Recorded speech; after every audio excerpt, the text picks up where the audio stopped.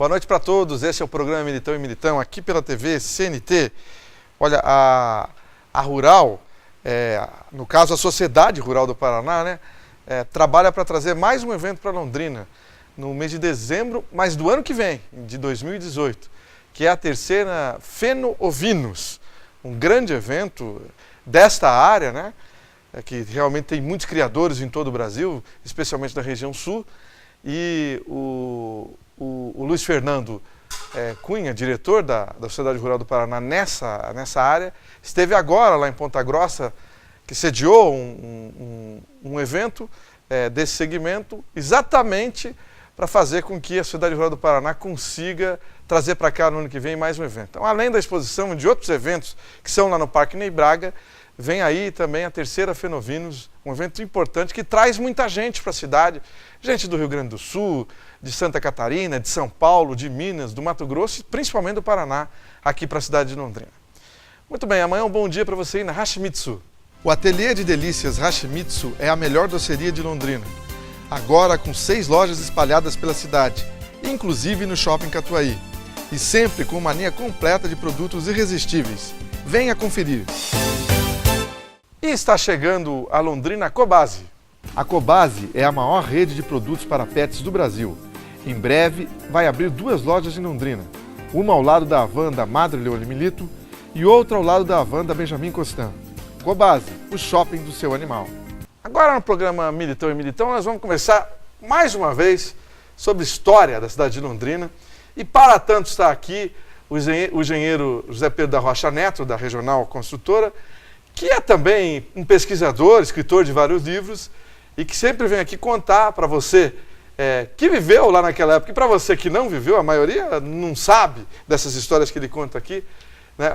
O que aconteceu na cidade de Londrina nos anos 50, nos anos 60.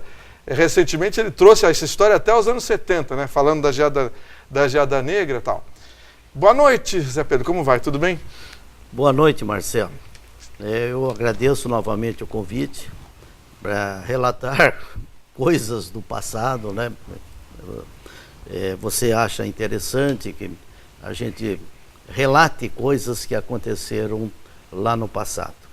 E você me fez o convite outro dia, no sentido de que, porque ocorreu um acidente, um incêndio, um sinistro aqui na cidade. Foi mesmo. E diante daquele sinistro, você me falou, mas no passado ocorriam acidentes, sinistros de incêndio, ocorriam bastante. E nós estamos falando de que ano? Vamos voltar um pouco no tempo para as pessoas conhecerem essa história. Olha, eu vou falar de incêndios que eu tive a oportunidade de ir ao local. Eu tinha 11 anos para 12 anos, eram nos anos de 52, e um incêndio que me marcou bastante, um incêndio ocorrido em 1953.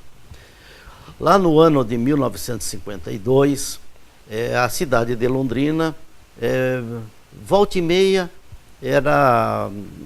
tomava conhecimento que ocorria algum incêndio naquelas casas de madeira. Então isso não era uma anormalidade, era uma coisa até comum, uma coisa que preocupava a gestão municipal, que precisava aqui de um corpo de bombeiro, uma corporação mais destacada.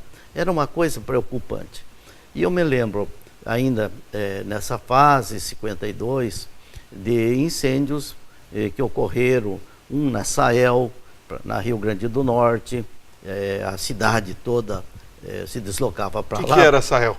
A Sael é a Sociedade Autoelétrica, né?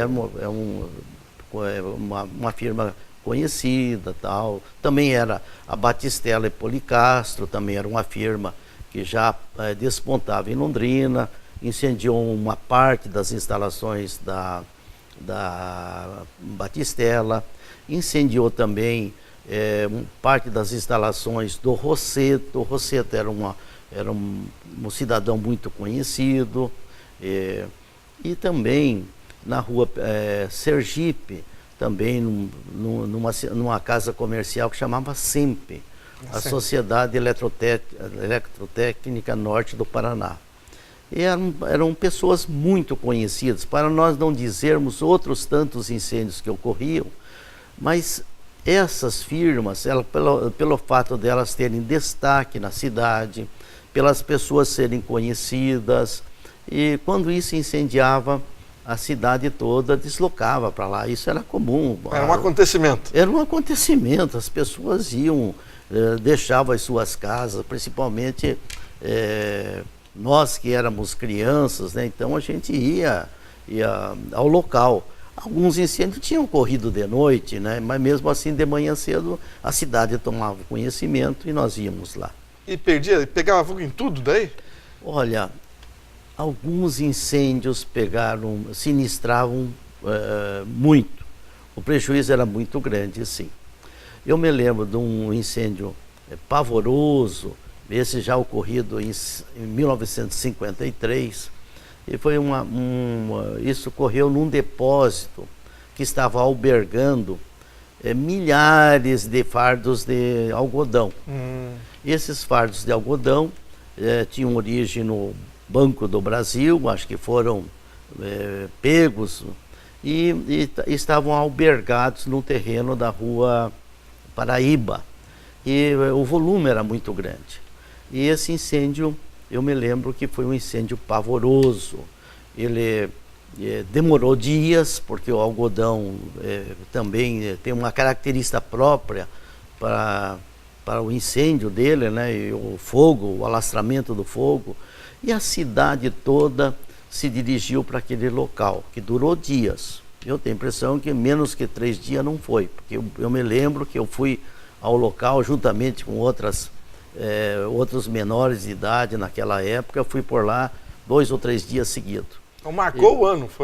Foi uma coisa pavorosa e marcou a cidade.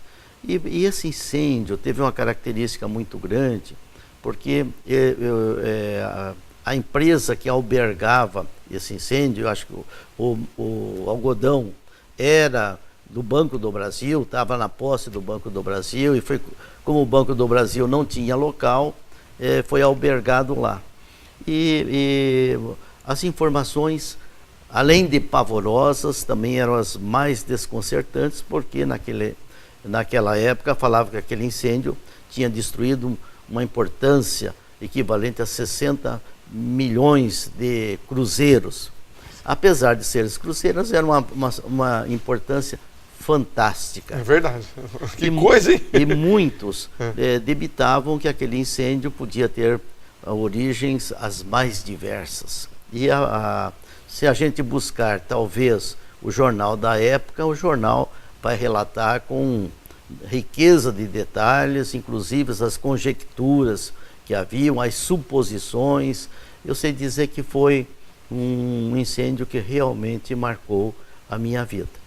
E outro incêndio que marcou a minha vida foi realmente o incêndio do Ouro Verde, né, que em 2012 que ocorreu. Então a cidade, volta e meia, era sinistrada. Daqueles anos de 52, 53, 55, evidentemente, paulatinamente, ano a ano, iam sendo diminuídos, porque o Corpo de Bombeiros conseguiu a sua instalação, acudia, a própria emissoras londrinense alertavam os moradores para os cuidados necessários com o fogão, que era um fogão a lenha, numa casa de madeira, para que a instalação elétrica fosse uma instalação elétrica mais bem cuidada, mais protegida. Tinha muito improviso nessa época? Eu diria que sim, que tinha muita coisa que tinha seu improviso. Mas o fato, digamos assim, das casas serem de madeira, atraía muito incêndio. Uma outra coisa que a gente também via é que nos meses de agosto, a gente olhava para o céu e estava cheio de fuligem. Não era incêndio propriamente dito, é que era costume da população rural atear fogo nas suas roças, né? Ou então derrubava a mata e ateava fogo na mata para tornar aquilo lá uma área mais agricultável. Então isso era um fenômeno que acontecia no norte do Paraná inteiro e às vezes tinha origem na zona rural. E em agosto dava para ver, então? O mês de agosto era um mês tradicionalmente seco. No mês de agosto, geralmente final de julho, agosto, chove pouco, a temperatura, aliás, a umidade do ar é muito baixa e tradicionalmente o agricultor escolhia esse mês para fazer as suas queimadas. Agora, só vou passar por Ouro Verde no seguinte sentido. O Ouro Verde, ele era uma construção de que ano?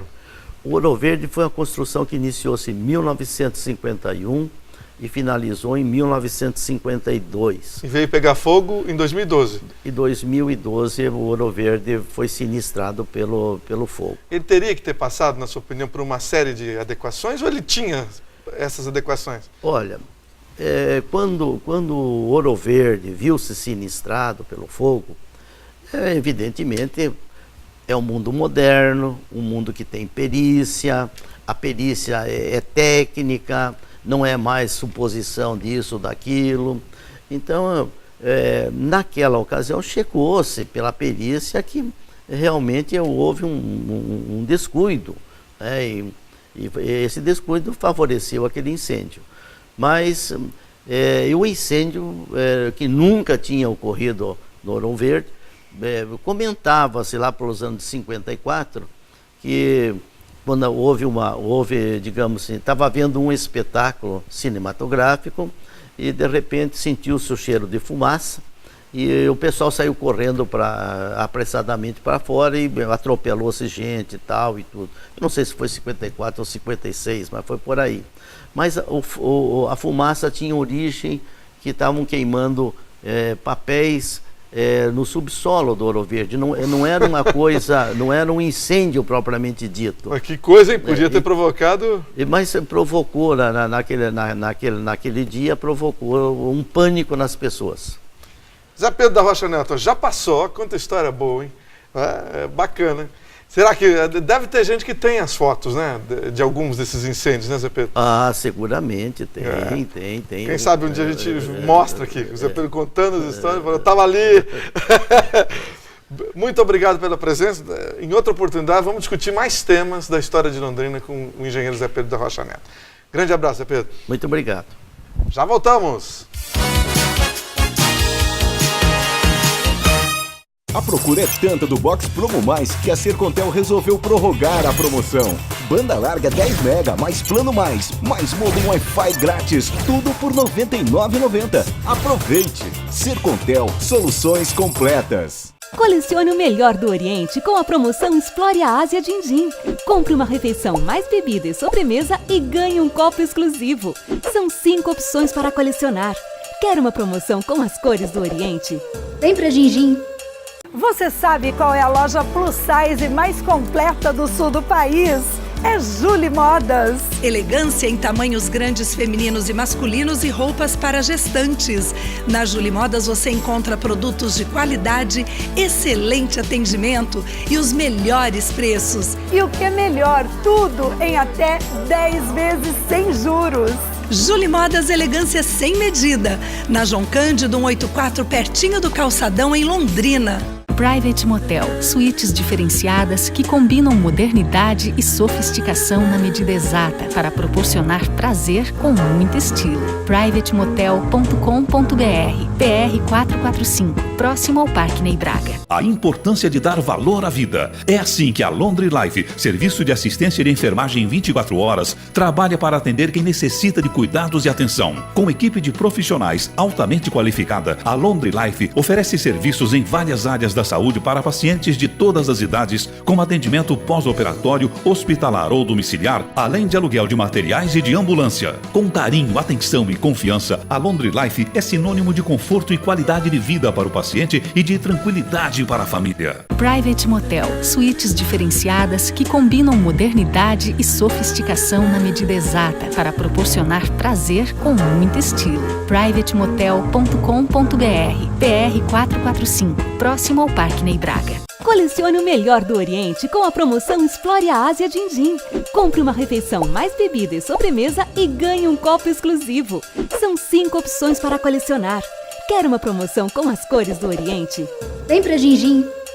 A procura é tanta do Box Promo Mais que a Sercontel resolveu prorrogar a promoção. Banda larga 10 mega mais plano mais modem Wi-Fi grátis, tudo por R$ 99,90. Aproveite! Sercontel, soluções completas.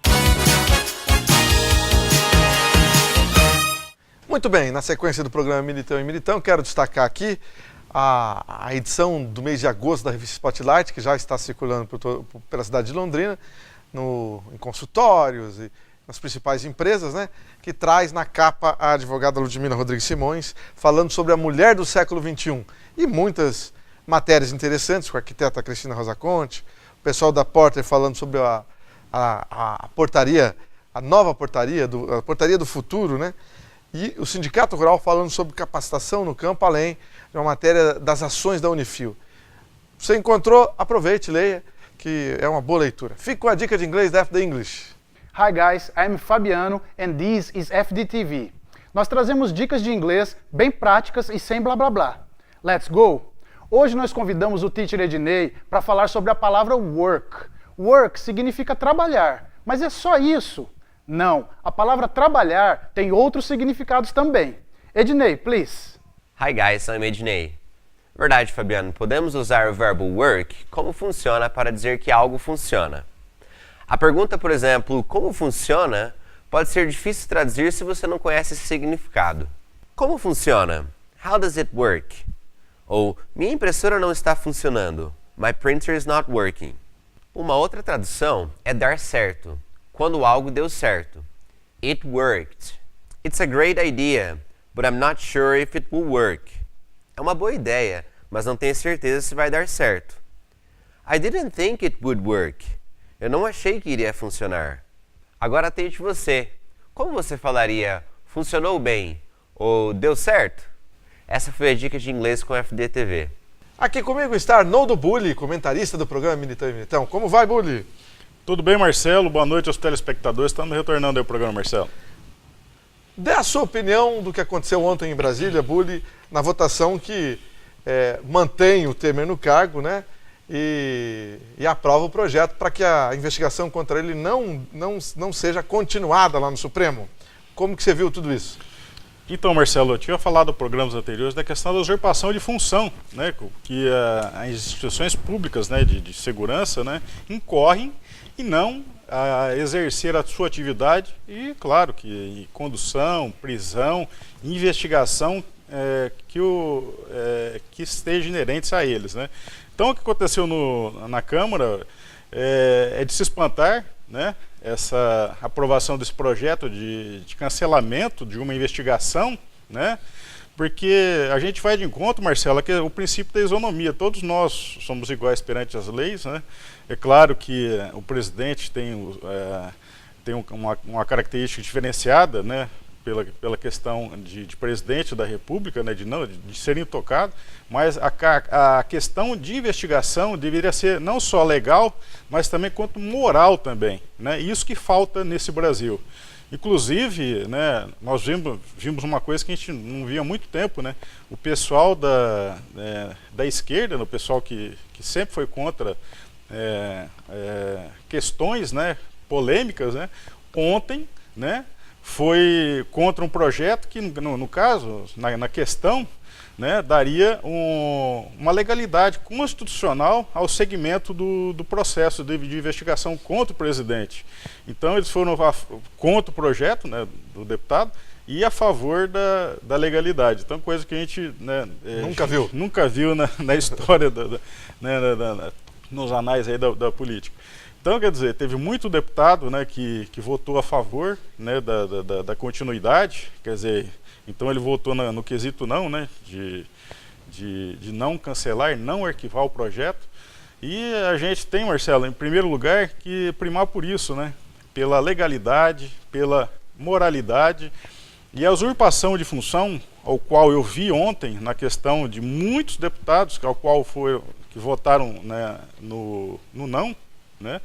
Então, quer dizer, a gente fica até contrariado em relação a isso, né? Teve muito deputado que, inclusive, é pré-candidato lá, o Bolsonaro mesmo, pré-candidato a presidente do Brasil, ele votou no prosseguimento, Marcelo, da investigação, caso que ele não fez nada mais do que aquilo que, né, que a Constituição diz, né, que o princípio da moralidade diz, que é a investigação, a quem quer que seja, né? Nós temos que investigar e ponderar em relação a isso, se a pessoa está certa ou não. Por isso que existe a Constituição Federal, por isso que existem os códigos de processo penal, civil, é para a gente seguir a legalidade, né? Porque se um fizer de um jeito e o outro fizer de outra maneira e não for assim disciplinado, né, para continuar no critério, por que a gente vai ter, né, todos esses critérios aí de moralidade e de leis, né, que imperam o nosso Brasil, né? A dita bancada da bala, né, do qual o Bolsonaro faz parte,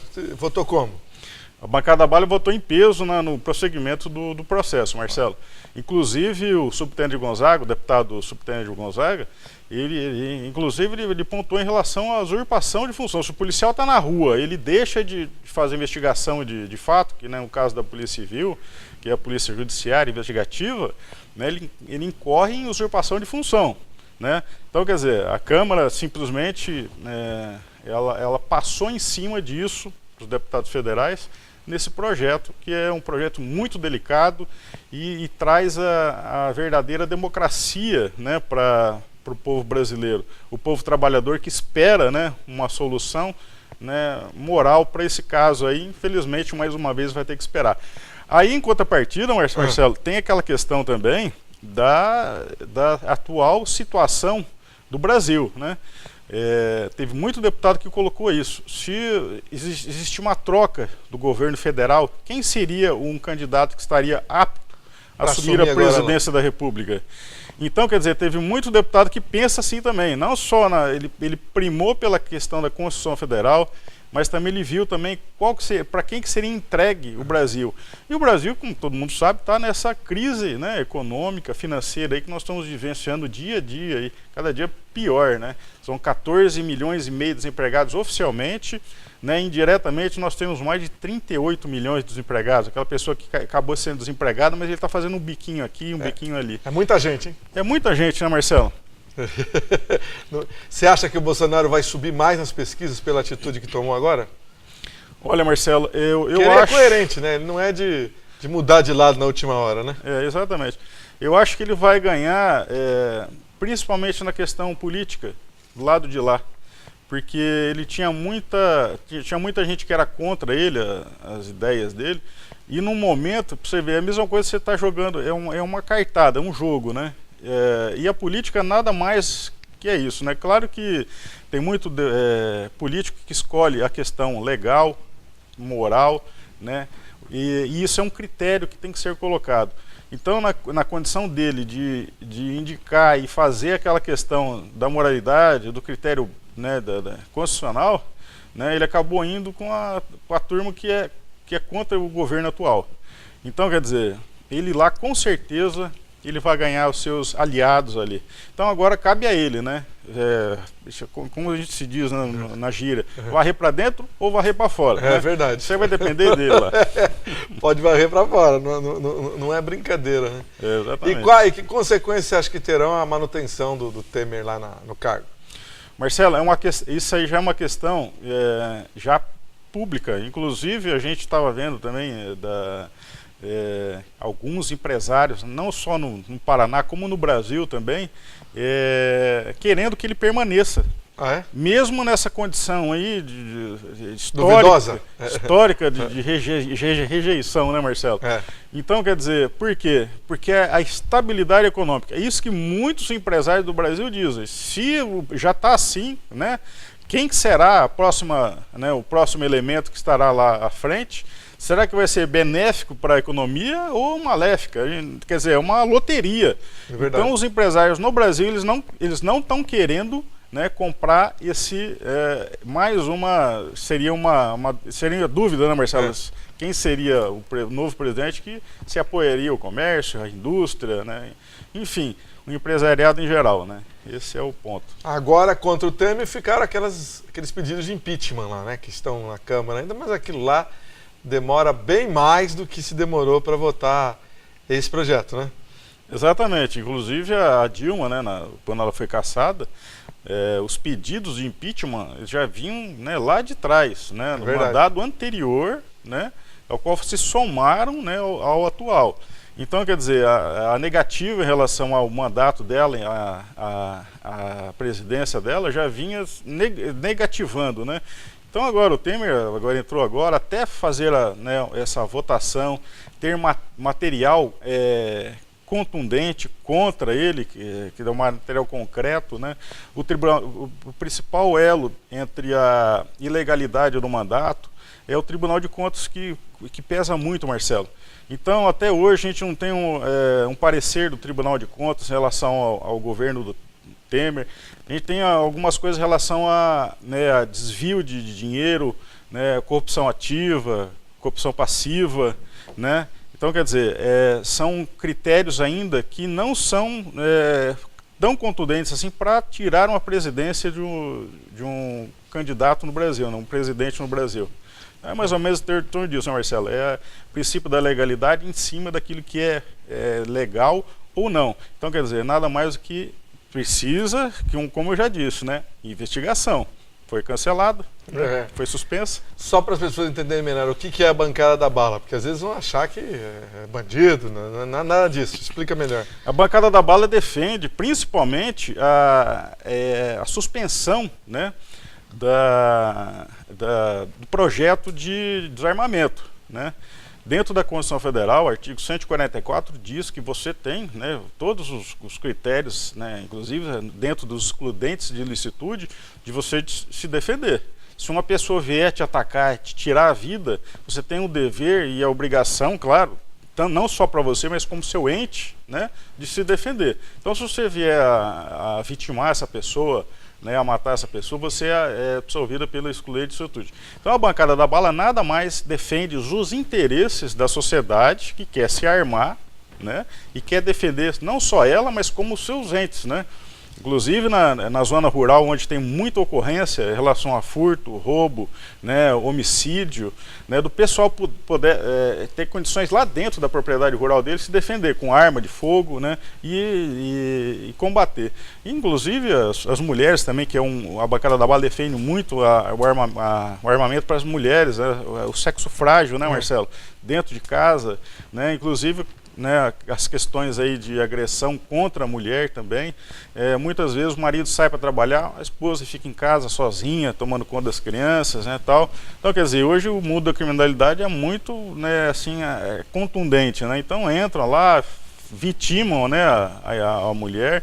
Então, com o armamento ela tem condições de se defender, né, Marcelo? Obrigado, Bulli, grande abraço. Um abraço, Marcelo, um abraço a todos. O meu amigo lá, José Roberto Exposte, lá de Porecatu. Um abraço, Zé, e todos aí de cidade de Porecatu. Boa noite para todos.